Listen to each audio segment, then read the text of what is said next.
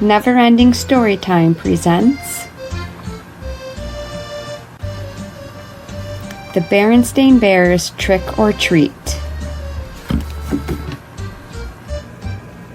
Even little bears expect a good fright when they go out for treats on Halloween night. The sights and sounds of autumn were all around as Mama Bear pushed her shopping cart along the path that led to the Bear family's treehouse. The trees and shrubs were ablaze with color.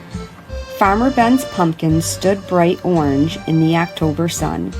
The crows cawed noisily as they searched the stubble for bits of corn. Wild geese in great V formations honked high in the sky as they flew south.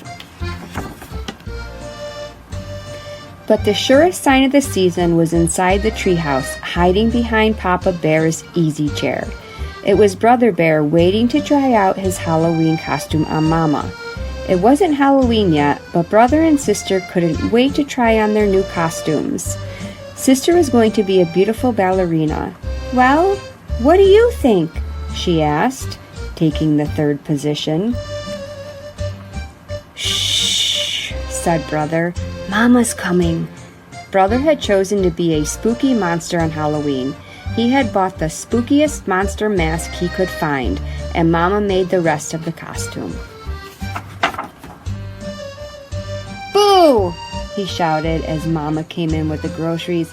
"Help! A monster!" she cried, pretending to be frightened. "It's only me, Mama," he said, showing his face. "So it is," said Mama. "Well, that just goes to show that appearances can be deceiving." "Appearances can be deceiving? What's that mean?" asked Sister. "It's just a grown-up way of saying that things aren't always what they look like," explained Mama as she unpacked the groceries. "Look, goodies," said Brother. "Hands off, please," said Mama. "Those are for trick-or-treaters who come to our house tomorrow night."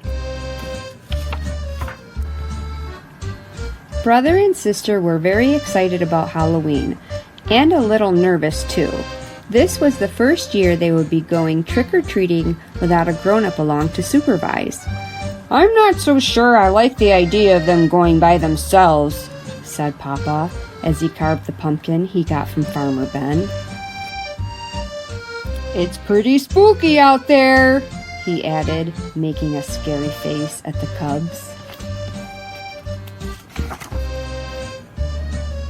"Now, Papa," said Mama, "if Brother and Sister want to accept the challenge of going out on their own, I think we should encourage them." "But remember," she continued, turning to the cubs, "there'll be strict rules. You'll stay in your own neighborhood, and you won't eat any of the treats until you're back home. Besides," said Brother, "we won't really be by ourselves.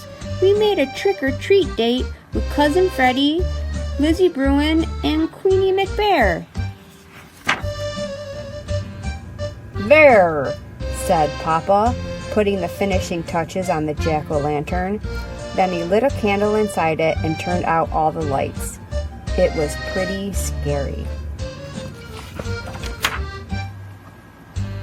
The next day, Brother and Sister began planning the trick-or-treat route they'd follow that night.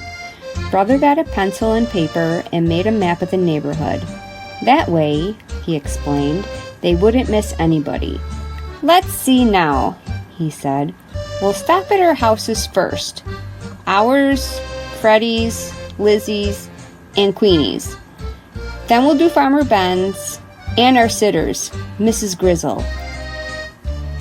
"Mrs. Grizzle for sure," agreed Sister. "She usually makes special Halloween cookies." "And Teacher Jane. She gives out good stuff." "How about Dr. Grizzly?" asked Brother. "She's into health snacks." "I think so, just to be polite," said Sis. "Gramps and Gran, of course." "Of course." "I'll tell you one place we are going to miss," said Brother, folding his map. "What place is that?" asked Sister. "That one.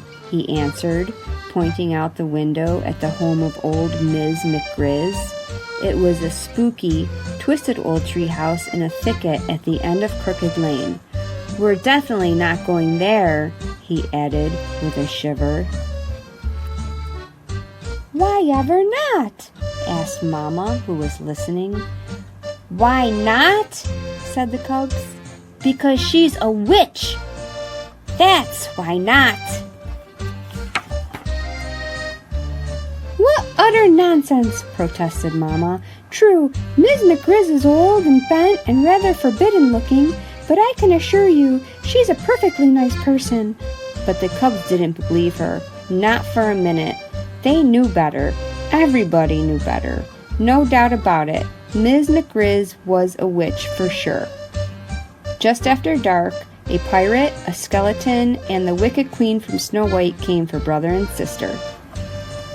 They were Freddie, Lizzie, and Queenie, of course, and together they ventured out into the darkness with their trick-or-treat bags.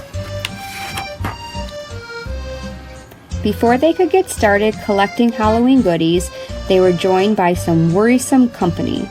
Too Tall Grizzly and his gang out for mischief. Too Tall didn't waste any time trying to get brother, sister, and their friends to go along with him and his gang.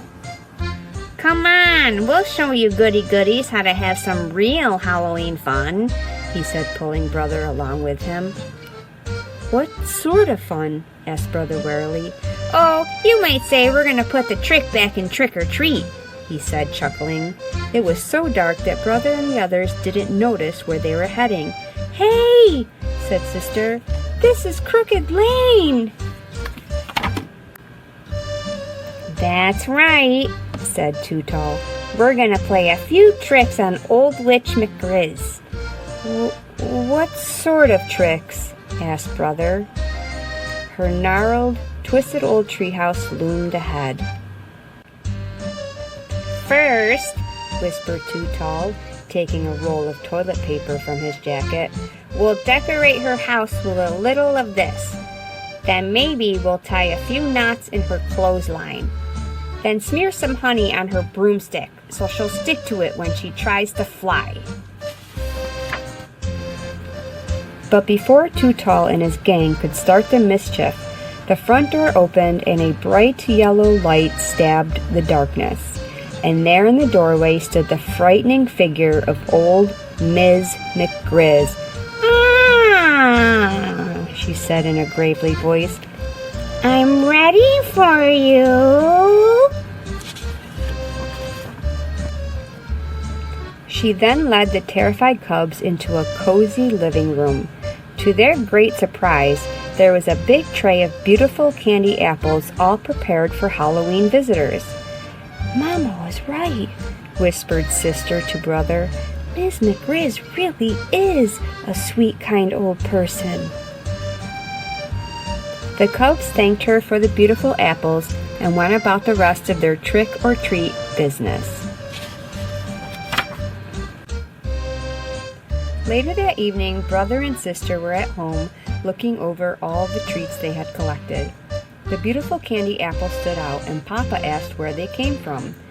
"From Miss McGriz," answered brother.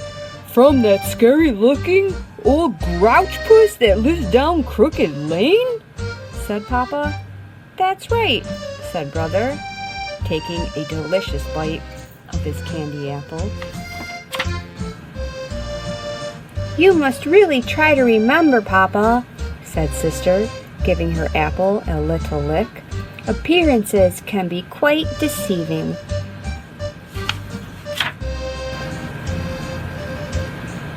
The end. Neverending Storytime is by design intended to fulfill the needs of all children by providing stories that can be enjoyed either with the sound on or off. It is our mission to inspire children to discover, imagine, create, and explore through books. Life is always better when it's shared, so next time you visit, bring a friend. If you enjoyed this story, give it a thumbs up and subscribe to receive a new story each week. Feel free to comment below with any book requests or recommendations. Thank you for joining us. You can find this book if it's still available, along with other gently used books at my eBay store, Dice Outside the Box. DICE is an acronym for Discover, Imagine, Create, Explore.